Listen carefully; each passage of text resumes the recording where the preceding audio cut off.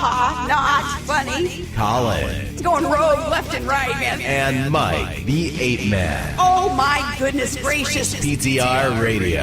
You ready to kick ass?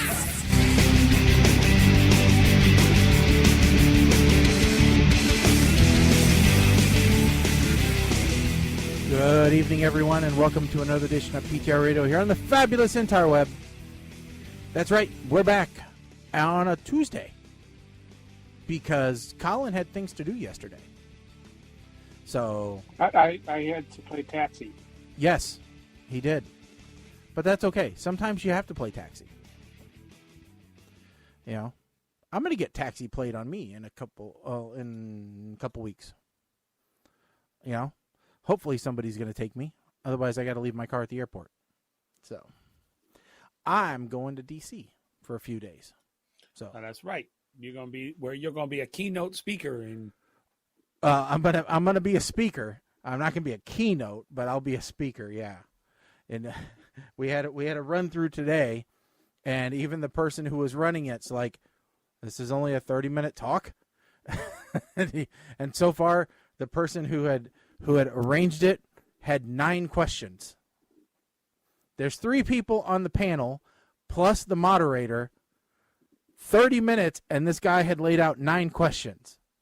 Like that, there's no way that we're going to get through 9 questions with 3 people in 30 minutes. It's just not going to happen. Yeah, there's. What do you think about AI and its use in security? I think it's interesting. Yeah. What do you think? That's pretty much it. Yeah. So, you know, but that's okay. We'll have, you know, it's one of those things where I can talk about what I do for hours on end if you want me to. It doesn't, I can just, you know, go on. And what I usually find happens at these things is, yeah, I'm technically on stage for, you know, 15, 30 minutes, whatever it is. But then I get pulled into hallway conversations or I get, you know, follow-ups. Oh, those are the best conversations. You know, so that's the entire point of going. Yeah. So it'll be interesting. And I'm going to be there the whole day for this thing. And they've kind of asked me to do a little bit of a follow-up interview after the event's over. So that'll be kind of fun. So I don't know. It's going to be interesting. So if you by chance, while you're walking the hallways, you run into a guy that looks kind of like Jeff Dunham's puppet, Walter. Mm-hmm. Don't move too quick. Just don't startle him. Yeah, no.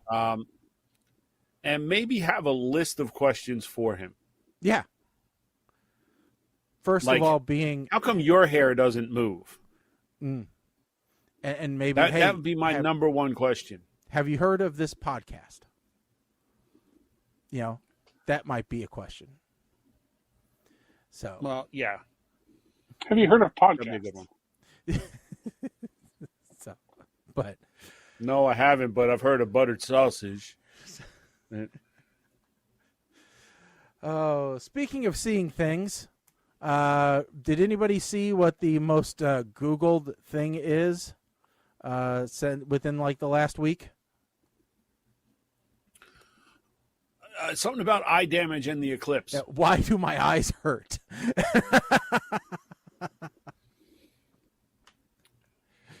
You know, we briefly spoke about it on the last show, but there were towns in New Jersey that the mayors declared a state of emergency so that the kids would have to be home. And they were not responsible for these demon spawn doing stupid looking up at the sky. The school that the grandkids go to had to send out permission slips for the kids to be dismissed at the regular time because that's when it was happening around here. So you had to have a permission slip signed for you to leave school. You know? So it was pretty fun. Yeah, I saw something about the next eclipse, and I have no idea if this is true or not. So if somebody knows, don't come and say that I got fooled by something. I'll just say in advance, I am not going to go to this place for this eclipse because I know it is going to be crazy. Mm-hmm. You mean Because apparently Alaska? the next total eclipse, no, it's going through the middle of Orlando, Florida. Which means Disney World is going to be crazy. Yes. The next Yeah, they're total already saying it's. solar eclipse will hit 2 popular travel destinations. Which You know are? that? It says Snafulis, Pennsylvania, and Reykjavik. Iceland. Yes. For almost 2 full minutes of totality. That's what they say. That's going to happen in actually August. According to the next total eclipse to be visible in the continental U.S. isn't until 2044. Correct. So, Colin, Yeah, you that's have what I a was- while. You know, Just saying, you have 20 if it's really years going through to Disney, wait.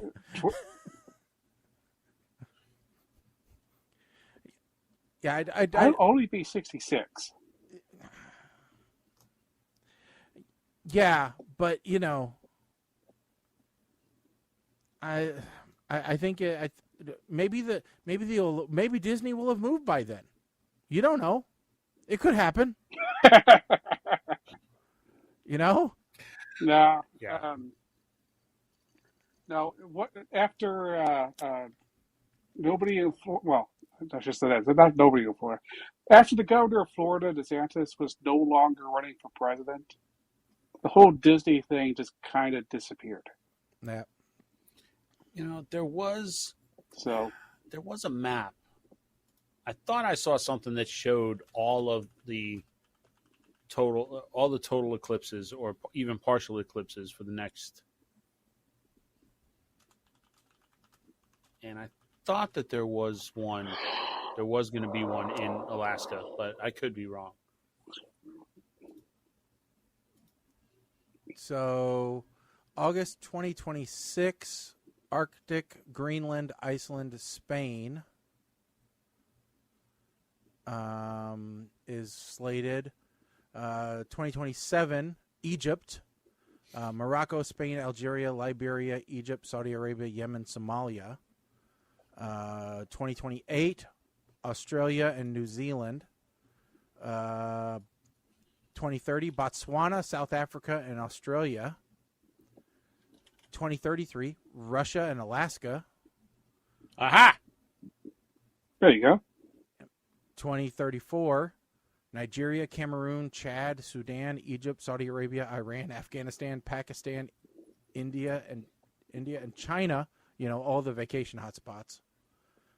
2035, China, North Korea, Japan, and the Pacific Ocean. 2037, Australia, New Zealand. Again, Australia, New Zealand in 2038, 2039, Antarctica, you know, 2041, Angola, Congo, Uganda, Kenya, Somalia. And then 2042, Malaysia, Indonesia, Philippines, North Pacific. And then 2043, Russia gets it exclusively to itself. 2044, Greenland, Canada, and the U.S. in North Dakota and Montana. And then in 2045, here's the one that Colin's looking forward to. U.S., Haiti, Dominican Republic, Venezuela, Ghana, French Ghana, Suriname, and Brazil. And that's the one which goes right through Nevada, Utah, Colorado, Oklahoma, Minnesota. No, not Minnesota.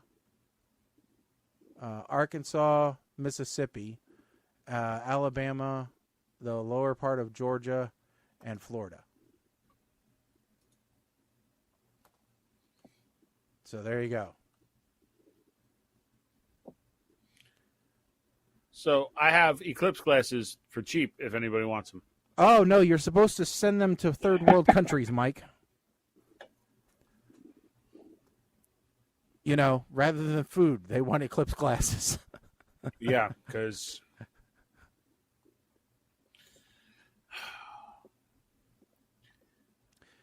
Anywho.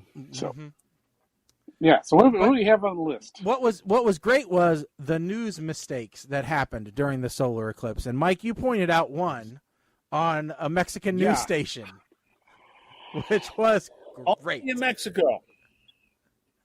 So they cut to the reporter in the field, and it somehow his testicles were broadcast out to all of Mexico. I don't know if it was his testicles, if it was the reporter's testicles. I truly don't care whose testicles they were. You don't want to get to the bottom of it? I do not. I mean, you know. Desde las 11:09 de la mañana, completamente a oscuras, estaría Mazatlán, Sí. Durango, Gómez Palacio, Lerdo, Nazas también en el municipio de Durango, Torreón, Arkansas, Monclova, Musquis, donde está tu familia, Piedras Negras y Acuña en el estado de Coahuila. Serían los municipios donde más se podría apreciar. Now, notice how the blonde recognized what they were immediately. Yeah. Oh, she's been up close and personal before. Oh my God, huevos. Huevos rancheros. Donde tosteros.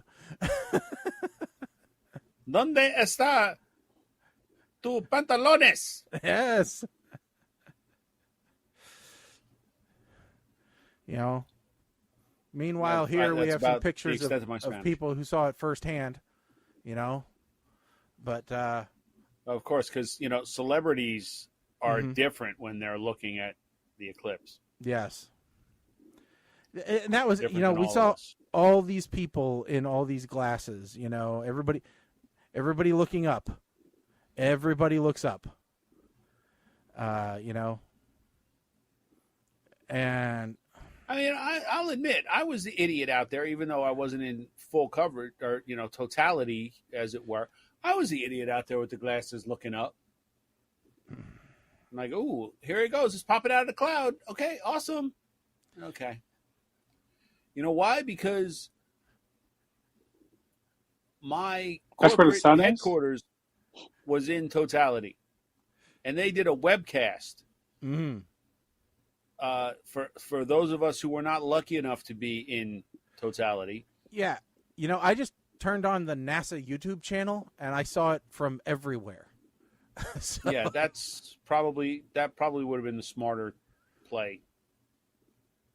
You know, I could see it, you know, in all the states. So I said to Kim, I said, "What the hell am I supposed to do with all these glasses? I thought the kids next door were going to need them. I thought people were going to be asking, where the hell is everybody? Yeah.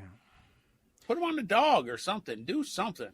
And did you see that there were recalls on them?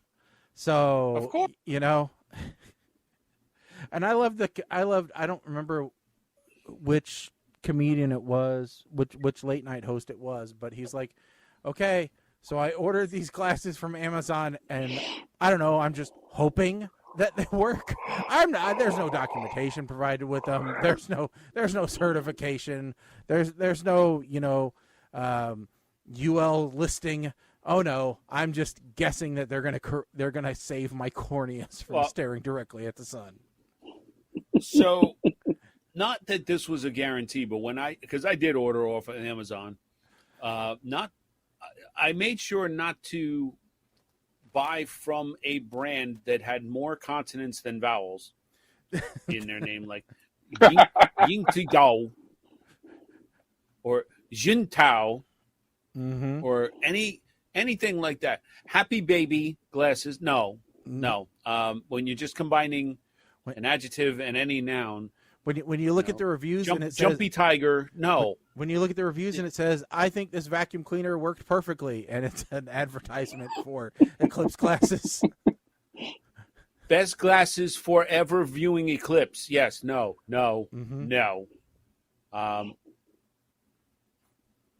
Yeah, actually, went with a brand that I went with previously before everybody jumped on this. Right? What was it, like Lunt Solar Systems or something like that? But I was looking for some. you I get found 'em. out that the local hardware store had them for like 70 cents or something. yeah, I mean, look, Yeah. they're not. I think I bought like a dozen of them for like $5 or $6, but I bought them 3 or 4 months ago. Yeah, Amazon As soon as- removed over 6 million counterfeit items related to solar eclipse glasses from their inventory. Yes. So let's do this. Let me go into my previously ordered items and see if the ones I ordered are still for sale. Because if they're not, then I don't know. My eyes may be permanently damaged. Let's see. Search orders. And then you had No, people they're who were still- and then you had people who were buying the photo lens, eclipse things, and then trying to be like a pirate with one eye, So So they're still available. So, What was my so I'll tell the truth. I completely forgot. I was working on fixing something over lunch, and I realized I missed the entire thing. And I was like, oh. I had a meeting scheduled during it, and they requested that we postpone the meeting 15 minutes. So I'm like, okay, fine. And so then I'm like, okay, well, this is going to be kind of cool. So let me find a camera, and I'll put it in the backyard because that's where the sun was at the time. I'm like, and I'll record on my security system at getting dark. And I was as bummed this time and as not impressed as I was the last time this happened. Because in my opinion, it's no big deal. I have seen it get darker during a storm.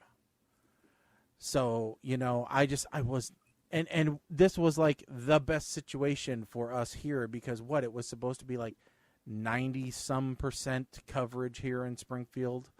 And Where we were, it was really low.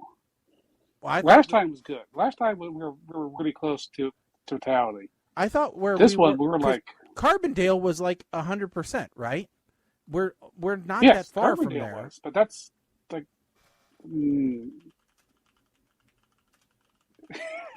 I'm Don't looking. explain how the curvature of the Earth works, please. Don't. So I mean, If the Earth was No, flat, just then explaining maybe your theory. how Correct. tall Illinois is. well, I mean, So, other cities such as Chicago and Springfield will see between 90 and 96% of the sun being covered by the moon. So you can't say it's low when we're between 90 and 96%. Yeah, but this is the sun. 90% isn't actually that impressive. I'll take a 90% chance of winning the lottery any day. So, Well, yeah. and that's it still would be nice if you got like 90% of the numbers, and that means you get 90% of the jackpot. That would be nice. How many numbers are pulled? I'm sorry, I'm dreaming because I'm just getting tired of working. I'm just starting to dream stupid stuff now. I'm disgusted with work. Five These numbers bastards are pulled, and one number from 26 red balls. So if you get, let's say 90%. Just do a search for what Just do a search for what the odds are for Powerball and Mega Millions. Don't try to do it yourself. Yeah, dude, don't Because don't that do weird Powerball. No, thing I was at the trying to end say, what if I is got 90% of the numbers? What would my winnings be? I know. All you have to do is get what the odds are and then take They're- 90% of that number. They're 1 in 292.2 million. Yeah. So you have to cover 90% of. What have I done? It's Why did I even go down that road? It's 262,800,000. So that means I would have, a lot. So there'd only be like another 30 million people competing against me. Okay. I don't know how math works. Math is hard. And I don't get into this new math. It is. So yeah, when I'm in meetings with vice presidents and I actually catch myself saying, yeah, the math does not math here. Yeah. They think I'm trying to be funny. I'm like, no, it does not. The best had to be, I'm talking to, I almost did it and I stopped myself. I actually went to a council meeting like 6 weeks ago and I spoke and flat out looked at the mayor and I said, numbers do not lie. And I had it written down and I didn't say it. I said, I'd like to quote the great scientist Norman Gottlieb, who said, numbers do not lie. Poetry, promises, politics, those are lies. Numbers are as close as we get to the handwriting of God. Sometimes they fib. So, but the thing is, Norman Gottlieb was one of the two scientists in Pacific Rim. And I wanted to call the mayor out on this, but I decided, no, I better not start quoting fictional doctors. I don't know. That's about as political as I'm going to get, just folks. Don't use, Yeah. Just don't plural math and do maths, because then you're English. No. The math doesn't math. That's So in addition to the solar eclipse stuff, there was an article that I put out there, which was in regards to I love this. There's a big enough fear of dentists as it is. There's a story out here which is not going to make you feel any better. All right.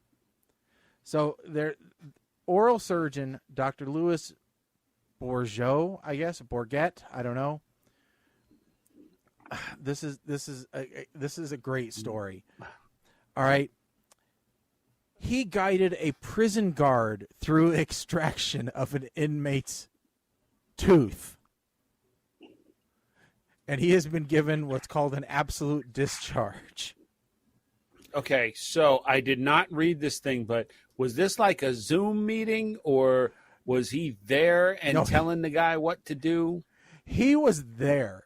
All right. He operates out of the Okay. Gander Family Dental Clinic building. He received an absolute discharge on Tuesday at Supreme Court. It's the lowest level of criminal sentence that an adult offender can receive. It's a finding of guilt, but no criminal conviction is registered, and there's no probation ordered. In October of 2022, correctional officers from the Bishop Falls Correctional Center, Ron McDonald and Roy Goodyear, accompanied an inmate to the clinic. So this took place. Wait, hold on. Yeah, hold I on, know. hold on. Time out. I know. You're pulling my leg now, right? It's movie character two of the names. biggest companies, and that's their last names. McDonald and This Goodyear. cannot be a coincidence. Yeah. Ron McDonald and Roy Goodyear, straight out of some type of comedy movie, accompanied an inmate, which I love that they use the word accompanied, because the inmate was going there anyway, so they just hitched a ride, to the clinic. According to the Maybe they're agreed, like cool with them, like, hey, Yeah. what's up? Okay, come on, we're gonna get your tooth fixed. Let's go, Pookie. Yeah. According to the agreed statements of facts, when the patient was sedated, Burgett was explaining the procedure to the guards, and he then suggested one of the guards remove 4 teeth. McDonald took out the teeth while Goodyear recorded the whole thing. Okay, there's the other idiot move. I know.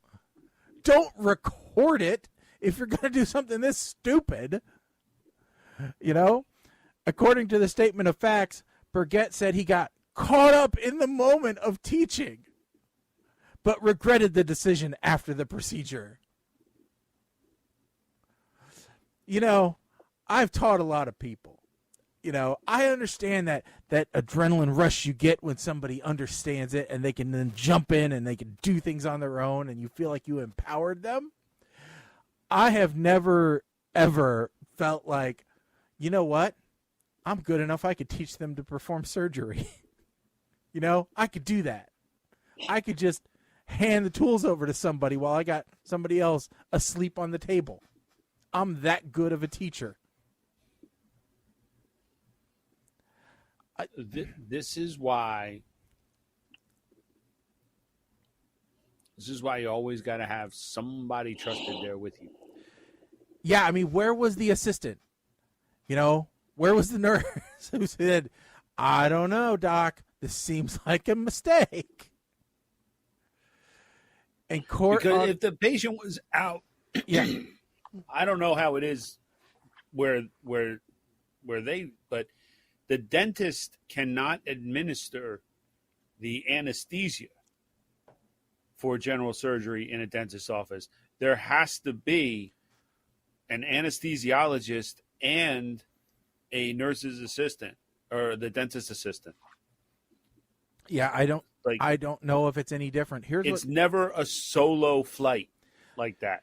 Yeah, I don't know. In court on Tuesday, Justice Melanie Del Rizzo said that there were several things to consider when delivering her decision, including the pressures of the pandemic, Burgett's financial loss, his guilty plea, his low risk to re-offend, and his completion of sensitivity training. Sensitivity training.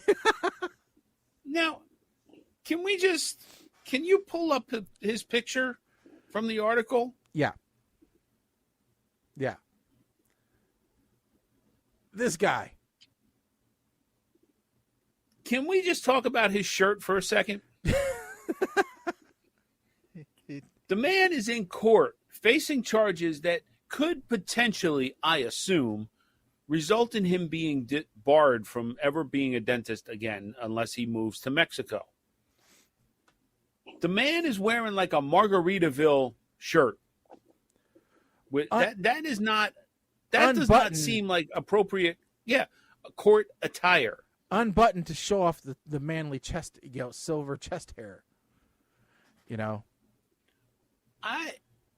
Yeah. That's not saying I don't like the shirt. I do like the shirt. Yeah, I like the shirt too. I just wouldn't wear it to court to defend myself. No. From this charge. Yeah. So did anything actually go wrong, or just the fact that it happened? Did anything go wrong? Yeah, he let guards perform oral surgery. No. There was nothing wrong with the surgery itself. No. Okay, I think that's what Colin was getting at. Yeah, no.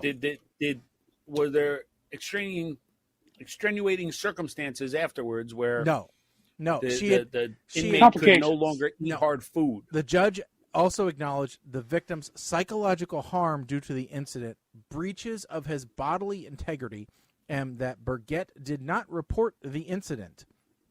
The sentence must be proportionate. Integrity? Yeah. Is that in the chapter after emotional intelligence? Well, in this case, bodily integrity is in regards to the victim. So it's the same thing as like when a dentist whips out his wiener and stuffs it into the passed out person's mouth. You don't want to violate them while they're incapacitated.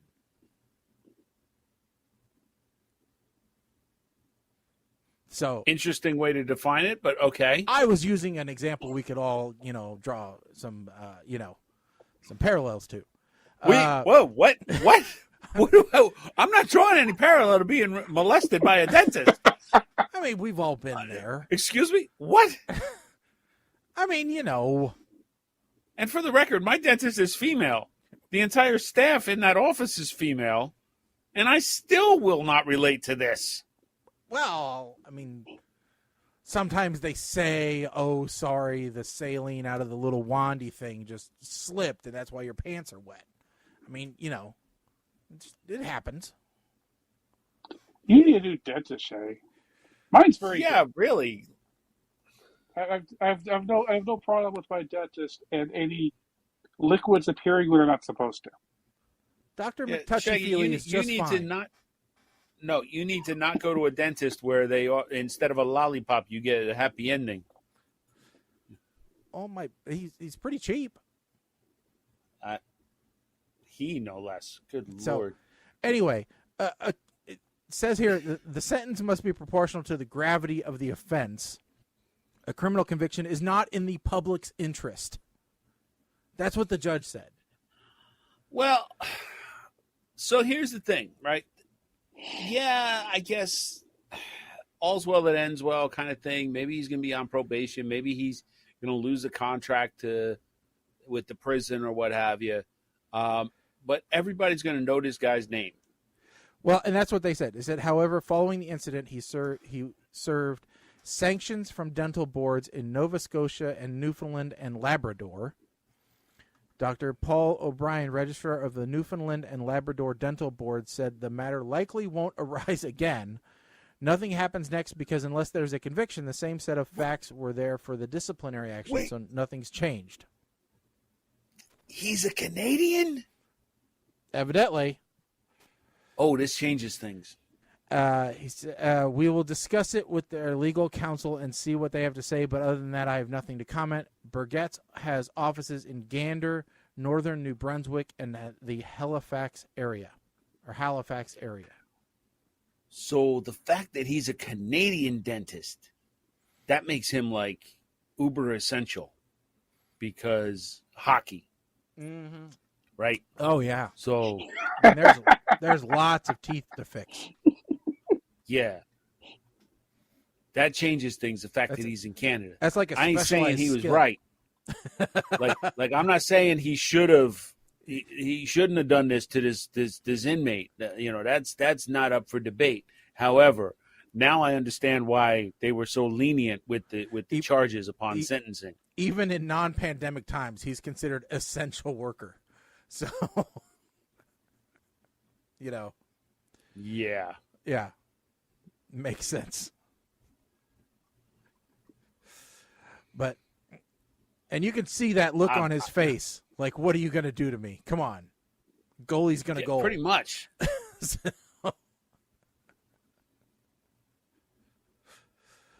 Shaggy, I don't have the list in front of me. There was something you posted to the list, and you said something along the lines of if you really wanted to talk about this one.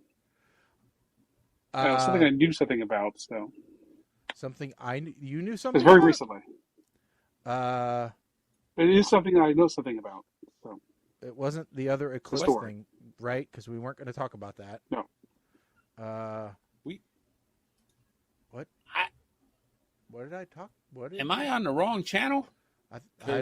I don't actually know what we're talking about here. So, Colin, you go ahead and go. Well, I have to find it. I don't have a thing in front of me. Oh, because Well, I'm not sure what it was. Okay, so the only other things that I'm seeing on the white sheet are two pew pew related topics that I posted up. Yeah. And something that we said we were not going to talk about on the air. Yeah.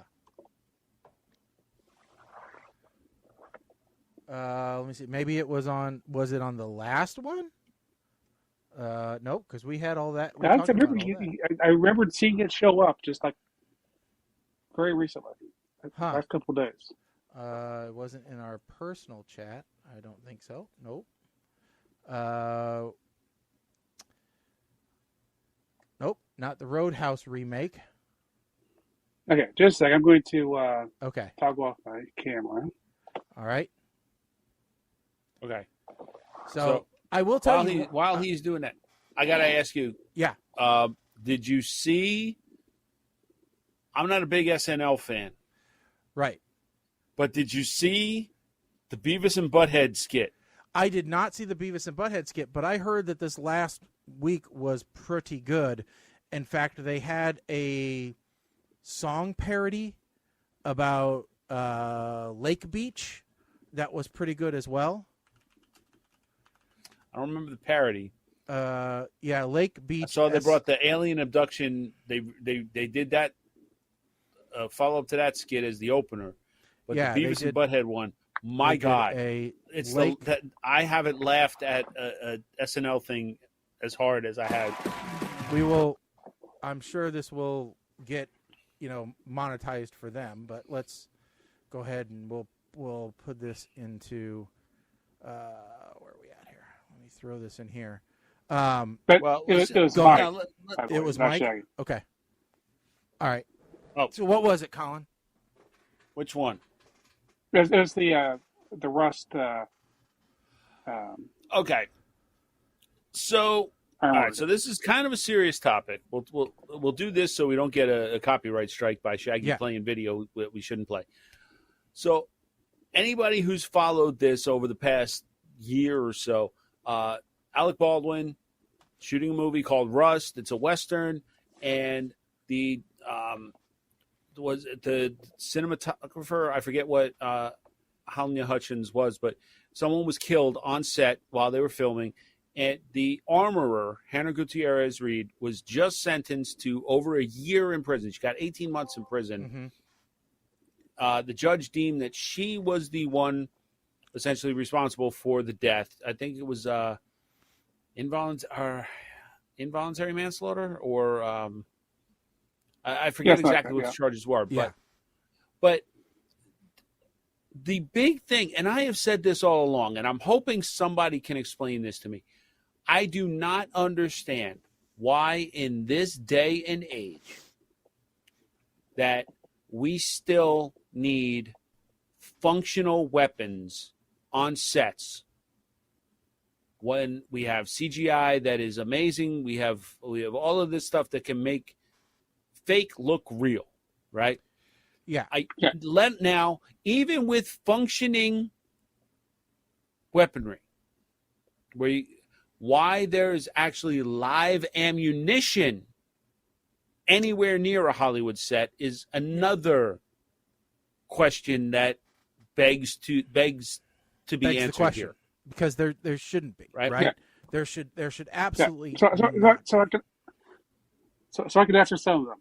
Okay, so first off, if you're talking a more modern, again, that takes a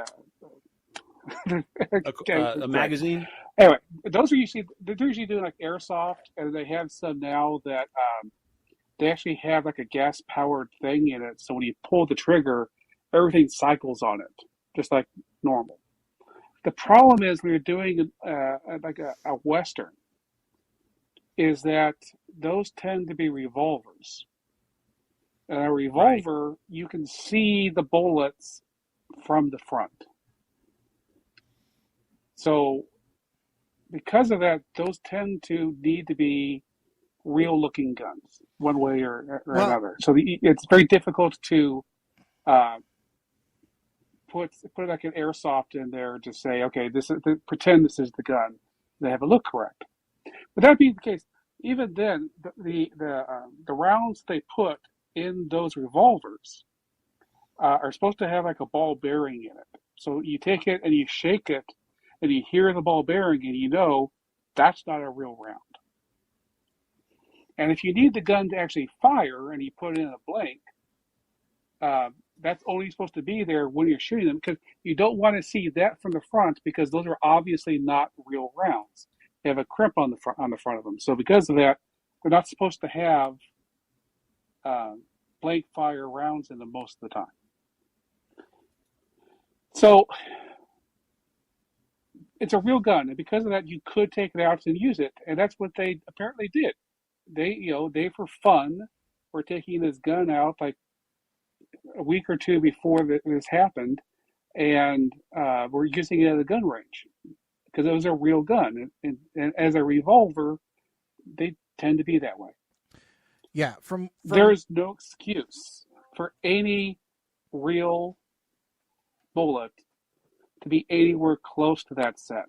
And if Hannah, whatever her name is, had any level of professionalism at all, there is no way that she would want a real round in the vicinity of that gun at any time while that movie was still being shot. Now, once the movie was done and the gun was no longer needed, and it was no longer, you could consider just a regular gun at that point, fine. But everything about this was wrong. And for her to get mad at the jury and to get mad at everybody and think that everybody's blaming her, it is her fault. And that some other people were also supposed to check it, yes, fine. But look, this is the equivalent of saying, oh yeah, I had 20 live grenades in my house, but they were supposed to be locked in the closet. It's not my fault that someone got one out and let my kids play with it and blew all my kids up. You don't have the crates of live grenades in your house. That's an interesting analogy, though, because that on your movie set. Yeah, but okay. So the example you just used there about the grenade in the closet and the kids playing with it and all that's interesting, because that would mean that in the case of school shootings, that the parents who were the legal owners of the guns should be charged. And actually, recently, recently there was just a case where, parents who ignored obvious signs of a troubled teen and gave him access to weapons were actually charged in a school shooting. Oh, well, I believe they were just convicted. Gave is different than them taking access. There is a distinction. They did not restrict access. Let's put it that way. I mean, they but yes. And I'm not going to pretend that I have all the facts in that case. I just read headlines and maybe a couple of paragraphs there, but I know that they were not taking action when there was a clear and present danger and concern that needed to be held that was voiced to them by multiple people. Well, right. So that I get. My point was more along the lines of like Sandy Hook, where the shooter, the parent had secured their weapons as required, but access was still gained. Right. And the parent was never charged. So that's kind of where I'm saying why. And I think it's give versus there's a fine line. Give versus got. But we're I mean, to get back to this topic though. I still don't understand. Even to your point though. Imagine more like this. Imagine in this closet you have two boxes, and one box were the play grenades that the kids were allowed to go and throw at each other because that they weren't real grenades and they were going to play World War II GIs, and that's their fun thing. And next to it was a box full of real grenades that looked just like the play grenades. I can get us out of this analogy world. So well, no, I mean it's not even well, forget the analogy. So even to your point, this is another part where I'm a little confused though. To your point, like with the revolver, I understand, yes. So the cartridge is visible down the barrel, what have you, if you look and what have, but if you're telling me that you can't CGI that. Yeah, I mean we could CGI the mustache to me, off of Henry Cavill. Yeah. So this is what I'm saying. There is no reason to have a functioning weapon on the set, or even pseudo-functional. There is no reason for that. And I think that is the point that keeps getting glossed over here in this trial. Why is that even permitted in Hollywood at this point? Why is it even the CGI needed? Isn't that good yet?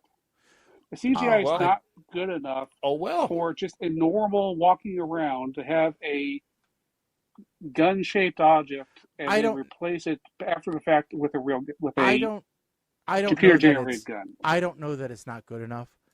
No, I'm not talking about the gun itself. No, I know. The gun itself, you don't. Fine, you have a weapon, but I get where you're coming from, Mike. I get where you're coming from, Colin. I don't think that it's not good enough. I think it comes down to cost. I think that it comes down to not every movie has the budget for it, and so they try to take cheap ways out. The cheap way out is not the safe way out. The safe way out is what Mike's describing. The cheap way out is use a real thing. There's another example. I'm not saying that there is a answer to this. We're certainly not going to get to it because I have got an empty glass at this point. So, but but there has to be better ways, right? There have to be better ways to do this that can accomplish everything. And they're going to have to use better ways. And I think going forward, because of this, that's what they're going to have to do. And hopefully, what part of this case does is makes sure that the industry itself works better at regulating itself. Okay, because here we obviously had someone who was supposed to be an armorer who did not do a good job at their job. All right, they did not ensure the safety and the protection of the crew with the weapons that they were in charge of. And that's ultimately what this comes down to, is she did not protect the crew from themselves or from mistakes. And that is what the industry now needs to concentrate more on. The other question that I had about this, and I heard about her behavior, how she tried to contact jurors, she tried to contact people.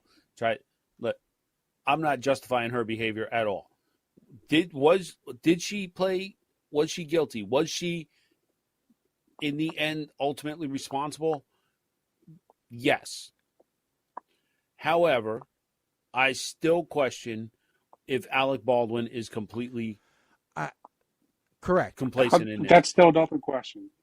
I don't think that you can agree. I do not believe that she. I don't think you can should hold be the harmless. only one held at fault here. I don't think you can hold harmless the person who actually pulled the trigger. I don't think that person can be completely in the clear. However, whatever their intent was, because they have to be aware of what the possibilities are, especially given the other circumstances that they are aware of. He wasn't blind to what else was going on around set. So, that should have registered in his mind. Granted, on Monday morning quarterbacking here. Yes. In hindsight's 2020. If I was in his shoes and I had any indication that these guns were being used for live fire, anything, recreation, whatever, I would want to check myself. Yes. Before that gun was used in a scene to see that it was properly, that it was safe. Yeah. To Colin's point, if this was a gun that had a magazine, you don't know that every cartridge was fired. You could still have live rounds in that gun. Yeah. So that's kind of where I'm at. Yeah. And last point, point, you can't ignore the fact that that's the way Hollywood has worked for 100 years. You have decades of there's every single person with a gun in all the John Wayne movies. Do all of them know what they're doing with those things? No, they're firing out in the air. Well, but I can tell you I think that it's like they're actors. They're given something. They don't really know what it is, and to expect. Well, retroactively, I don't know that that's. No, I'm not disagreeing. What I'm doing is getting to a point. Mm-hmm. That's how they looked at it, and I think because of this, we had there's previous deaths, but those were usually like there's something got stuck in the gun, and it got shot out, and somebody died. And but this was an actual live bullet was in that gun, and I think it fundamentally is going to change how Hollywood works. Well, and I think I think that more and more actors are trying to be intelligent about what they're doing, especially when it comes to deadly stunts.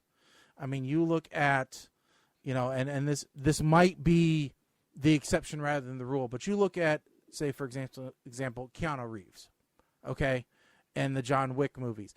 Keanu knows what he's doing with those weapons. He is an animal when it comes to practicing with those. I have seen videos of his target shooting and his understanding of how to break down and clean and reassemble, and he is as good as any marksman out there. Okay, I won't say that he's a true sniper or anything like that, but he is, and all of his stunt coordinators have said he takes this very, very seriously, and he understands what he has his hands on and how it is used, and what is involved. Now, I don't know that, there's others. There's two sides to that. Like that.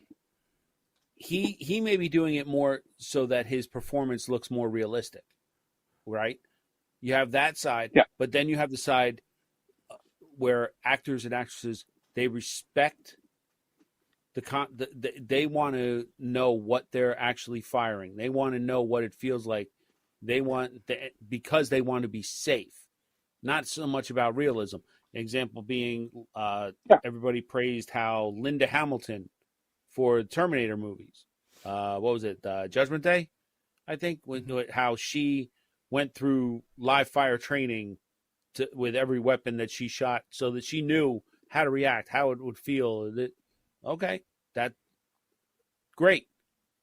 Yeah. Now, is that going to give you hindsight? So if it was accidentally misloaded, you're going to know. But I would have thought that after Brandon Lee passed away, to Colin's point, that there would have been more safety and more regulations in place. That's kind of my point. My point is, going forward, the actor is not going to allow themselves to be given a real weapon. And it doesn't matter how much safety anybody says about it. They're going to say, no, from this point on, if you give me a real weapon, I am personally responsible for it. So therefore, you are going to pay whatever it's going to take to put in a fake weapon and make it look real later. Because I'm not going to be holding it. Yeah. Mike, you talk about Brandon Lee, but you have to remember, that was 30 years ago. Yeah, but and that was that's the one that was a fragment. That was that was not a live round.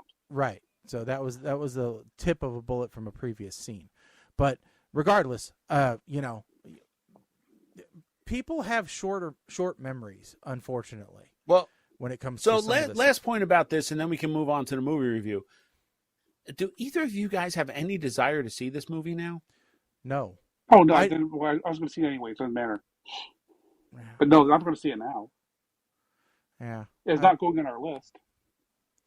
Oh, no. Absolutely not. I'd be shocked if it even got a theater release at this point, to be honest with you. Yeah. No, I'm not sure why they continued after the fact. But, so. All right. So this evening we have Map of Tiny Perfect Things for our movie. It's available on Amazon Prime. There was some discussion last week, or last show, about this movie. About, this isn't the kind of movie that we watch, or this is not our normal movie, or I don't know about this movie, maybe not. Or all right, so you know what? Since I'm glad I get to quarterback this week, because I feel like this is an excellent way to flip the script on the conversation we just had. Yeah. So, Map of Tiny Perfect Things. Right? This is an Amazon original that has been popping up as recommended ever since I was tricked into watching that musical Britfest called Anna and the Apocalypse. Apparently, since then, Amazon thought I was a teenager or some kind of crap that enjoyed musicals. Now, first sequence of this movie shows us following Mark, main character, as he starts his day, and it is very reminiscent of Bill Murray in Groundhog Day once he realizes what's going on. He knows everything that's going to happen, has everything timed just right, and seems to be having fun with it. Well, having fun until he gets rejected by the girl again. Now, the interesting part is that he does not have to fall asleep to reset. It just happens. He seems to follow a lot of the same things Bill Murray did, like learn to play music, art, saving people from humiliation or accidents and things like that. Then along comes Margaret, the 1,000th time living the same day, and something changes. Now, it's a little odd that once he meets Margaret, her number does not disappear from his phone the next day. Of course, if it did, then the movie probably wouldn't even happen. There's a line that makes this movie make sense. Most of life is junk, right? It's just filler. And then there's these moments when all the randomness turns into something perfect. It's like life dropping all the bullshit for a second to show us how amazing it could be all the time if it wanted to. Thus, the title of the movie is born. Mark decides to make a map of the tiny perfect things, and Margaret decides to help him. Now you got the general plot of the movie. A little over halfway through, movie turns from teen adventure to teen rom-com with the typical Hallmark-style twist of let's just be friends. Now, just when you think they have the exit of the loop figured out, Margaret decides to bail. She doesn't want to exit the loop. We find out exactly why, and of course, it's for the worst possible reason. I'm not going to spoil it for you. From that point on, the movie does kind of draw you in. You do want to see how it turns out. You want to see how it ends. So, puke to Schnikes.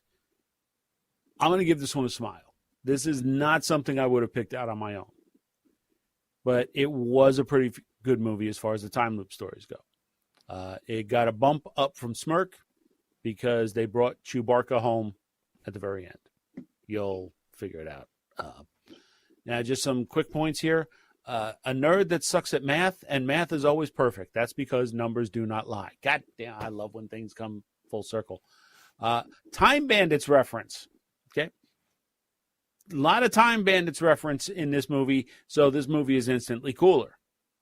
Stealth date. Is that a thing? Has a stealth date always been a thing? Because if it was, I was like a Don Juan DeMarco back in the day. Question. If her number and text don't disappear from his phone, why can't he take a picture of the map so he doesn't have to start over every day? What? Anything still has feather stuffing in this world. There is no such thing as feather flinging pillow fights except in the movies. Plus, Goose Down is cruel. And what would be worse? Well, no, I'm not even going to read that one because that kind of spoils part of the point. So that's my review in a nutshell. But yeah, I gave it a smile. Surprisingly, I didn't think I was going to like this movie, and I actually did like this movie. All right, Colin, you want to go next? I just correct one thing, Mike. The number was not staying on the phone. After he got the number, he was laying in the bed with the phone, staring at the number, memorizing it. Okay. And as soon as the day restarted, the very first thing he did was put the number back in the phone. Okay. I thought that I thought I saw the string of texts, which would imply that it was there the whole time. There might have been a string of texts of things that he was sending her throughout the day, but it was not right. Maintaining. I love Groundhog Day, and I've seen a couple bad attempts to remake Groundhog Day, and I thought this one took some of the basic concept but took it a different direction. So I look at this, and the fact I even referenced Groundhog Day, I really liked this movie. I liked it much more than I expected it to. I didn't like it more than I expected to in such a way that I'm going to give it a Schneikens. Because that's what I would usually do. Usually I'd say, well, if I didn't think I was going to like a movie and I really loved it, then Schneikens. Now I'm going to get the SEG.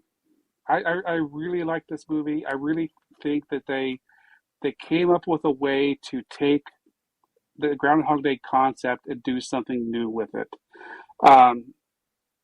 The only way that it could have been better is if both of the actors were actually 17 and not in their late 20s.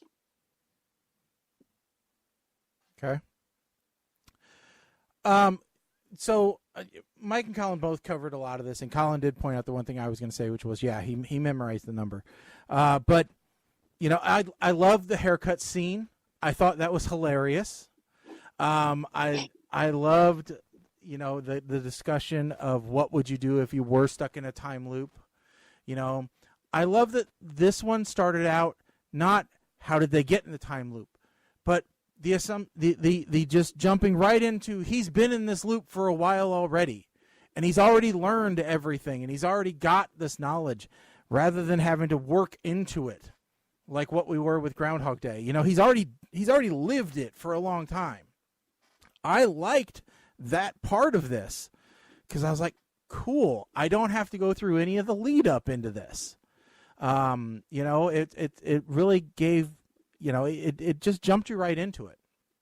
And, there are that idea of, hey, we're living this life, and so let's try to find all the little perfect things in life, like the blowing of the bubbles, or like the old people playing cards and dancing around, or all these little things that we sometimes skip over in life, but that make life worth living.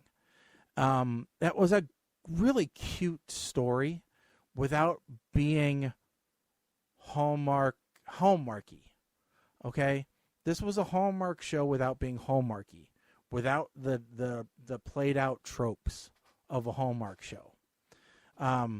Unfortunately, it's about repeating the day, so therefore my wife wouldn't like it because she doesn't like those kind of shows. But, I think it was a really good.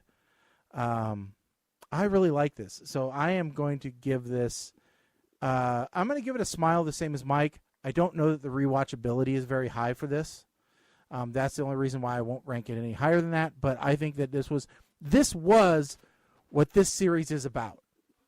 It's finding those shows that you wouldn't normally watch, that you would never intentionally put on, but that you should. All right? If you have a date night with your spouse and you want something different, you don't want to watch the same thing you've always watched, this is a good movie for that.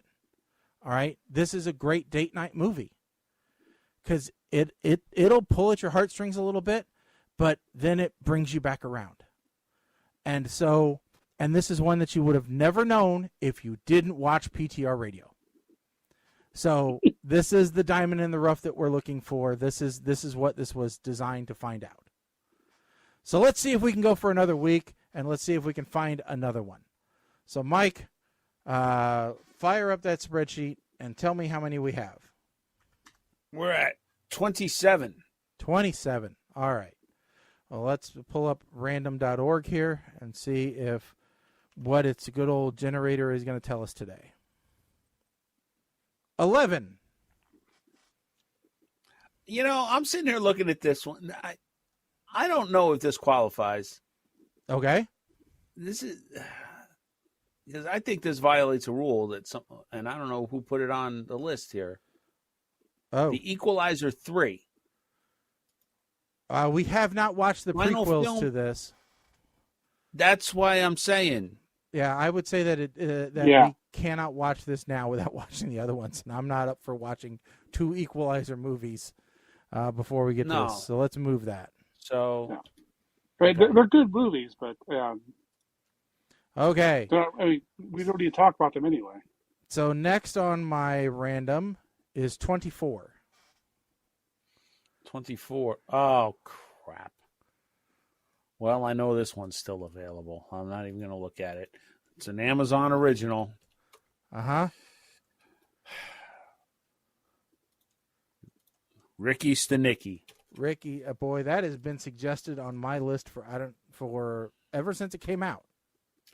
I cannot believe. Okay, so I'm just going to flat out say this right now. Uh-huh. That I can't believe that Ricky Stenicki made it onto this list Uh-huh. and Roadhouse did not. Well, Roadhouse isn't out yet. Isn't it? Wasn't that a theatrical preview for Roadhouse? No, I thought. They're mad because it's not going theatrical. The director believes it's a great movie that you could have won Oscars for, but Amazon refused to put it in theaters. Oh, I didn't know that it was available. Okay, well, we'll add Roadhouse for the next. So why don't we go ahead and decide that Roadhouse is going to be the next movie? I'm We okay can do with that, and I think Mama Blair is okay with that too. You think Mama Blair's okay with Roadhouse being the next one? She was all wants, she was on the slide trying to make us. She wants to watch Jake Gyllenhaal. Map the Tiny Perfect Thing. She wanted us to review Roadhouse for the next one.